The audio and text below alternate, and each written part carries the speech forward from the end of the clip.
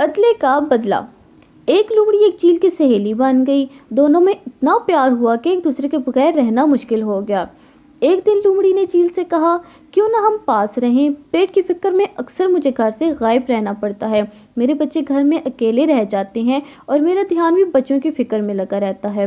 کیوں نہ تم یہیں کہیں پاس ہی رہو، کم از کم میرے بچوں کا خیال تو رکھو گی۔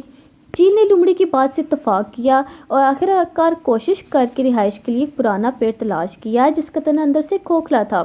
اس میں شگاف تھا۔ دونوں کو یہ جگہ پسند آئی۔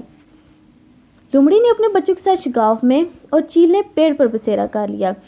کچھ عرصے بعد لومڑی کی غیر موجودگی میں چیل جب اپنے گھونسلے میں بچوں کے ساتھ بھوکی بیٹھی تھی، اس نے اپنا اور اپنے بچوں کا پیٹ بھرنے کے لیے لومڑی کا ایک بچہ اٹھا لیا اور گھونسلے میں جا کر خود بھی کھایا اور بچوں کو بھی کھلایا۔ جب لومڑی واپس آئی تو ایک بچہ غائب پایا۔ اس نے بچے کو ادھر ادھر بہت تلاش کیا مگر وہ نہ ملا۔ آنکھوں سے آنسو بہانے لگی۔ چیل بھی دکھاوے کا افسوس کرتی رہی۔ دوسرے دن لومڑی جب جنگل میں پھر شکار کرنے چلی گئی اور واپس آئی تو ایک اور بچہ غائب تھا۔ تیسرے دن بھی ایسا ہی ہوا، اس نے ایک اور بچہ غائب ہو گیا۔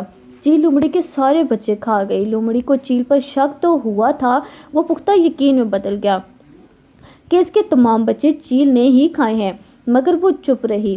خدا نے لومڑی کی التجا سن لی اور چیل پر اپنا قہر نازل کیا۔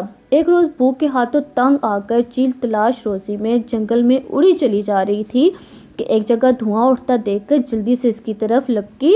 دیکھا کچھ شکاری آگ جلا کر اپنا شکار بھوننے میں مصروف ہیں۔ چیل کا بھوک سے برا حال تھا، بچے بھی بہت بھوکے تھے۔ صبر نہ کر سکی، جھپٹا مارا اور کچھ گوشت اپنے پنجوں میں اچا کر گھونسلے میں لے گئی۔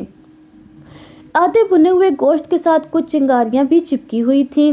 گھونسلے میں بچے ہوئے گھاس پھوس کے تنکوں کو آگ لگ گئی۔ گھونسلہ بھی جلنے لگا۔ ادھر تیز تیز ہوا چلنے لگی۔ گھونسلے کی آگ نے اتنی فرصت ہی نہ دی کہ چیل اپنا اور اپنے بچوں کا بچاؤ کر سکے، وہیں تڑپ تڑپ کر نیچے گرنے لگی۔ لومڑی نے جھٹ اپنا بدلہ لے لیا اور انہیں چبا چبا کر کھا گئی۔ نتیجہ، جو کسی کے لیے کنواں کھودتا ہے خود بھی اسی میں جا گرتا ہے۔ اس لیے سیانوں نے کیا خوب کہا ہے کہ برائی کرنے سے پہلے سوچ لیں کہ کہیں بعد میں پچھتانا ہی نہ پڑے۔